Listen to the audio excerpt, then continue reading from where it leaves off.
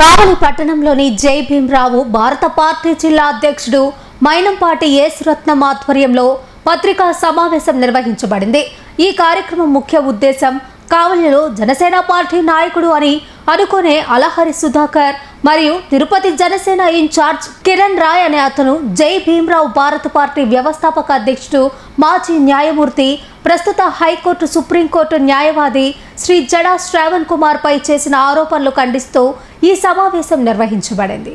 కావలి తిరుపతి జనసేన నాయకులుగా ఉన్నటువంటి సుధాకర్ గారు అలాగే కిరణ్ రాయ్ గారిని వారి యొక్క ఆరోపణలను ఖండిస్తూ ఈ సమావేశం ఏర్పాటు చేయడం జరిగింది। ఈరోజు బాధాకరం ఏంటంటే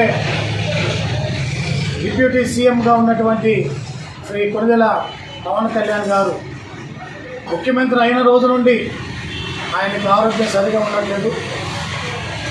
ఆయనకి ఆరోగ్యరీత్యా ఎన్నో సమస్యలు మేము ఇంకా వస్తూ ఉన్నాం।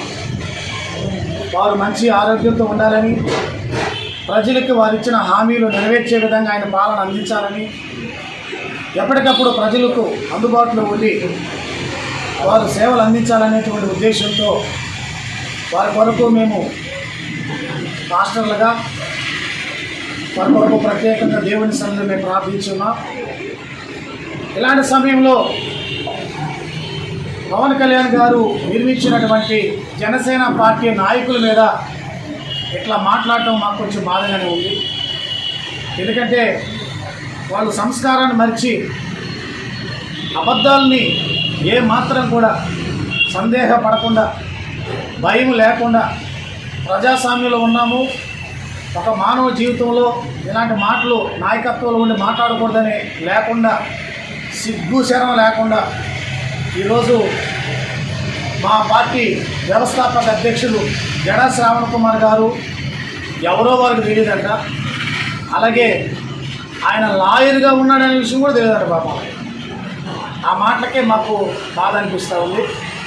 అదేవిధంగా ఆయన లిల్లీ పుట్టని, ఆయన సిల్లీ పుట్టని ఒక వ్యంగ్యంగా మాట్లాడే పద్ధతి నిజంగా అసలు వాళ్ళు ఈ సమాజానికి సేవ చేయడానికి వచ్చారా, లేకపోతే తోటి నాయకుల్ని అపహాసన చేస్తూ ఈ సమాజాన్ని తప్పుదారి మలించడానికి వచ్చారా అన్నట్టు డౌట్ కలుగుతా ఉంది మాకు।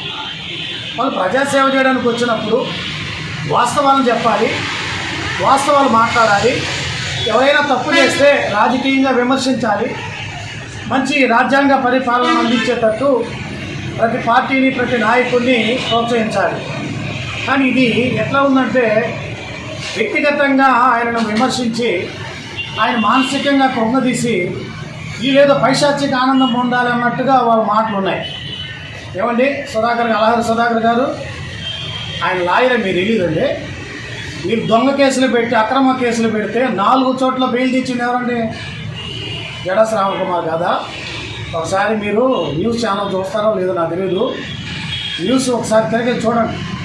వారికి వెంటబడి మీరు దొంగతనంగా ఎక్కడ ఏ స్టేషన్లో నుంచి ఆ కేసులు పెట్టి ఏ కోర్టుకు హాజరుపరుస్తారో తెలియని విధంగా ఆందోళన కలిగిస్తున్నా మీరు వెంటబడి ఎక్కడ మీరు ఏ కోర్టుకు హాజరుపరిస్తే ఆ కోర్టుకి వచ్చి వాదన వినిపించి న్యాయం కోసం పోరాడి 1కి 4 చోట్ల బెయిల్ కాబట్టి ఈ పాశ్చాత్యక ఆనందం ఎంత దూరం పోయిందంటే రావణ గారి మీద ఉపా చట్టం కింద కేసు పెట్టే స్థాయికి వెళ్ళింది।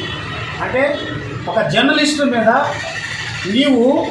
నీ పార్టీ ఎంత దూరం పోయిందంటే ఒక దేశ ద్రోహి తీవ్రవాది అన్నంత దూరం వాళ్ళ కేసు పెట్టే స్థాయికి దిగజారిపోయింది మీ పార్టీ। ఇప్పుడు మీరు డిప్యూటీ సీఎం పోస్ట్లో ఉన్నాడు కాబట్టి మీ నాయకుడు ఏదో మీరు చేసేవన్నీ చల్లతని అనుకోబాకండి। పాలన ఇప్పుడు కూడా ఈరోజు నీ చేతిలో కూడా రేపు ఇంకో చేతిలోకి వస్తుంది, అంతేగాని ఈరోజు నువ్వు ఉన్నావు కాబట్టి నువ్వే శాశ్వతం అని ఎప్పుడు అనుకోబాకు। నీకు మీ నాయకుడే చెప్పాడు, నన్ను గెలిపించలేదు, 2 చోట్ల ఓడగొట్టారు అని 1కి 10 సార్లు మిమ్మల్ని బాధ పెట్టాడు, ఇంకొకసారి కూడా నన్ను ఓడగొడతాను మీరు నా మాట విన్నట్టు కానీ నేను మీ మాట విన్నని కూటమితో జత కట్టాడు, అది మీకు తెలుసు। కాబట్టి మీరు ఎంతవరకు మాట్లాడితే అంత మంచిది।